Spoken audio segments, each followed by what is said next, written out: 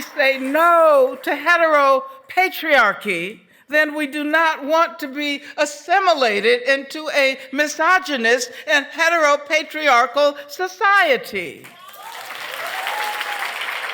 If we say no to poverty, we do not want to be contained by a capitalist structure that values profits more than human beings. I keep thinking about the idea of crafting a feminism that is rooted in West African history. The reason we talk about feminism, and often we mean Western feminism, so we talk about feminism and we sort of mean, in many ways, we mean the Pankhurst sisters in England, we mean, in America, Gloria Steinem, but actually, the only reason we do that is because Western feminism is the feminism that has been most documented. But that it doesn't mean, so my great-grandmother, and there have been feminist movements in Latin America, in Africa, in Asia, they just weren't documented. There have been women who have come together and pushed back at patriarchy all over the world, over time, but because we don't have the documents, we somehow have very narrowly defined feminism as this thing where, a number of women in the US and in England sort of said no.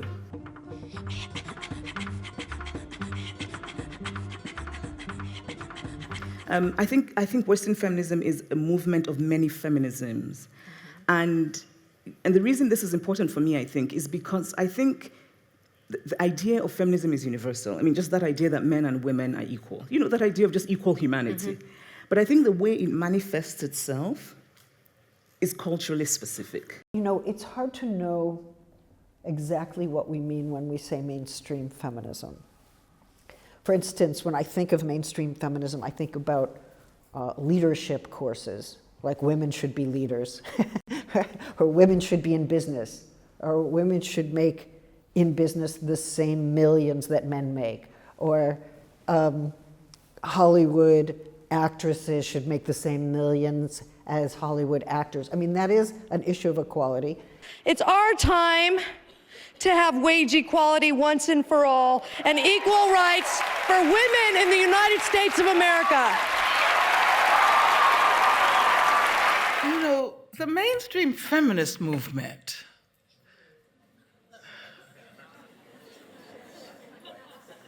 has made serious mistakes.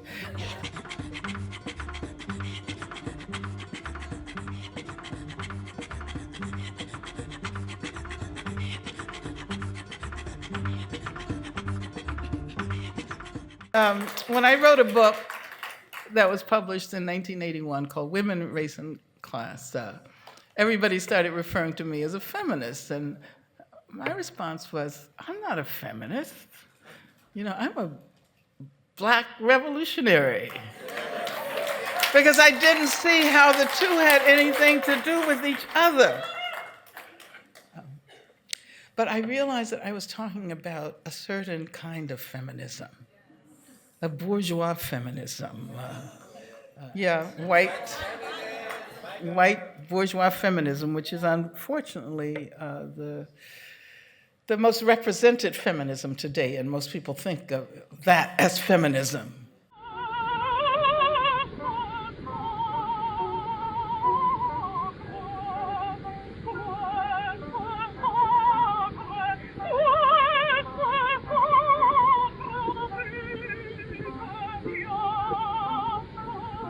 I didn't know the word feminist. I read a lot as a child, but I didn't read sort of theory of feminism.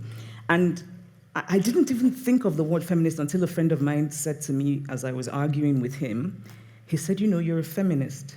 But he wasn't trying to be kind. Oh, he meant it like it was an insult. Really, it was you should have seen his face.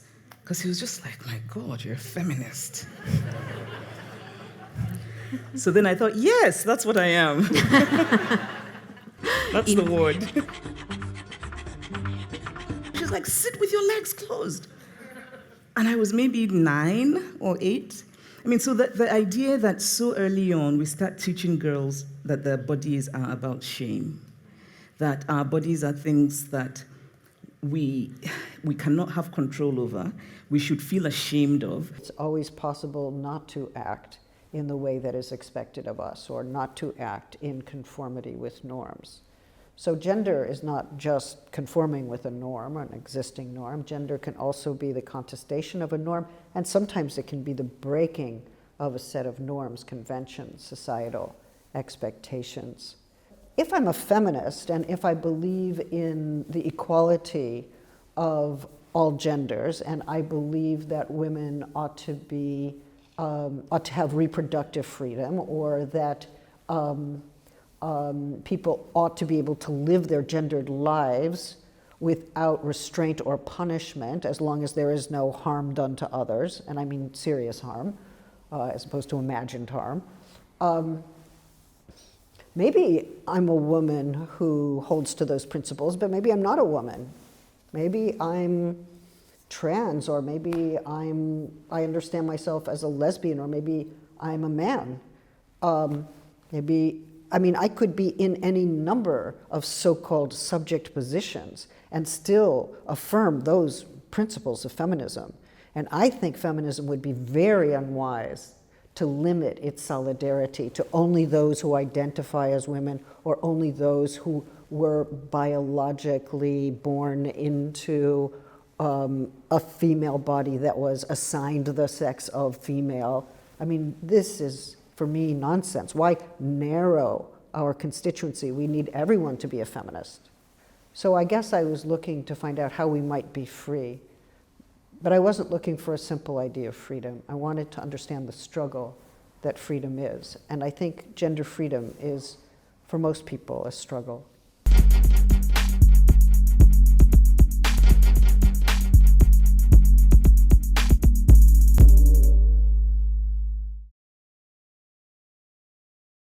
But glass ceiling feminism is represented, it's grounded from the very outset in hierarchies. I mean, how else does that metaphor work? Those who are already high enough to reach the ceiling are probably white, and then if they're not white, they are already affluent because they're at the top. All they have to do is push through the ceiling. And as long as I have identified as a feminist, it has been clear to me that any feminism that privileges those who already have privilege is bound to be irrelevant to poor women, working class women, women of color, trans women of color. You know, feminism is not something that is alien to Africa. Actually, if you go back in history, and I know about West Africa because that's the region I know best, but you go back in history in West Africa, and before colonialism, women actually had much higher, much more complex, and much, the gender roles of women in some ways were much better. It's not to say that patriarchy didn't exist, because obviously men were still more powerful in general. But if you look at pre-colonial Eastern Nigeria, Southern Nigeria, women had agency, women had power. But then colonialism came with Christianity, and it was a Victorian Christianity, which is that what was imported into West Africa was a very terrible white idea of women's subjugation.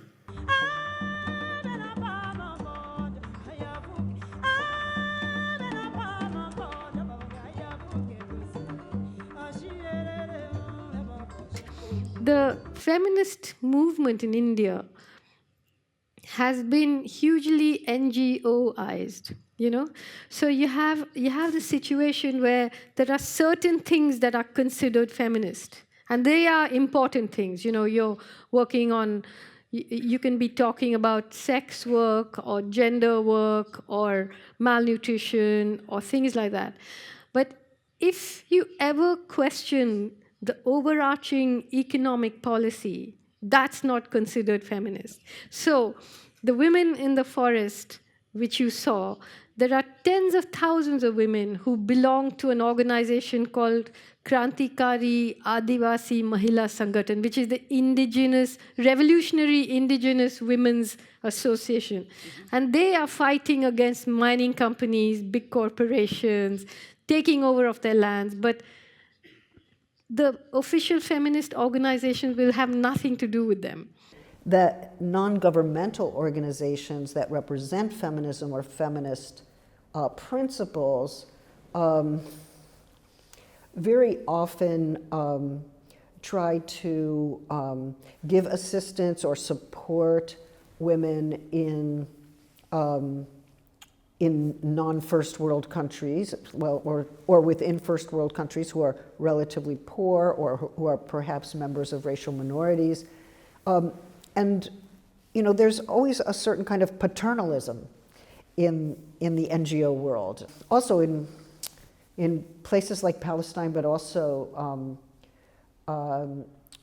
in several parts of Africa, it seems that NGOs can sometimes undercut the political mobilization of women because they get defined as recipients of care or recipients of aid rather than as political subjects who are mobilizing on their own behalf. And NGOs come and go. It's like, oh, sorry, our priorities changed. We're not going to be here next year. The mistake made by mainstream feminism and its continued reliance on categorical representations of women. As soon as one assumes that women can be categorically represented, it means that there is some clandestine racialization happening there. Mujeres, niños y ancianos de este pueblo. ¿Dónde?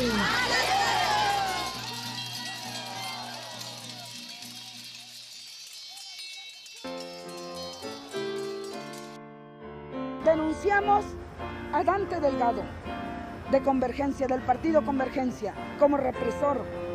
Nos despojó de 2,000 hectáreas plantadas de frutales, sacó a las familias de sus casas, nos dejó como estamos, desnudas de justicia. Revolutionary hope resides precisely among those women who have been abandoned by history and who are now standing up and making their demands heard. Nuestra lucha es por el hambre y el mal gobierno regala plomo y papel a los estómagos de nuestros hijos. Las tierras serán quitadas. Antes de ZLN estaban muy maltratados los hombres y las mujeres por el patrón. No había respeto a las mujeres. No nos tomaba en cuenta por ser mujer. Nuestra lucha es por un techo digno y el mal gobierno destruye nuestra casa y nuestra historia. I truly believe, and men should applaud this, that this is the era of women. I truly believe that. And I am referring not to the women who only have to break the ceiling to get where they want to go, but I'm referring to the women at the very bottom. La lucha es por la tierra y el mal gobierno ofrece cementerios. آنجا از ببم جنکی چاوا ویلون گرکش خور بلیک نه بی زحمتی درجی عمل خواجی وکی جنکی خولا و جیان براستی در وای به جیانه جیان جن را نینه براستی نینه جنکی کتکوشی نکه او جنکی کج نکاری خوابگین آستی آزادی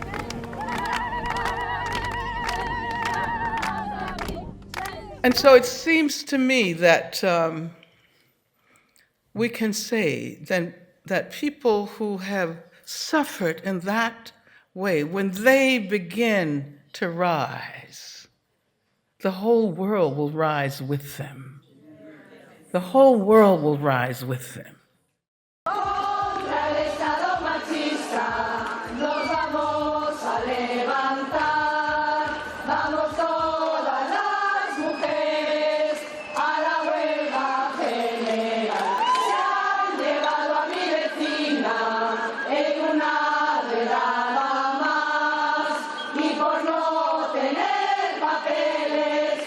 ahí la quieren deportar. Privatizan la enseñanza, no la podemos pagar, pero nunca aparecemos en los temas para estudiar a la buena.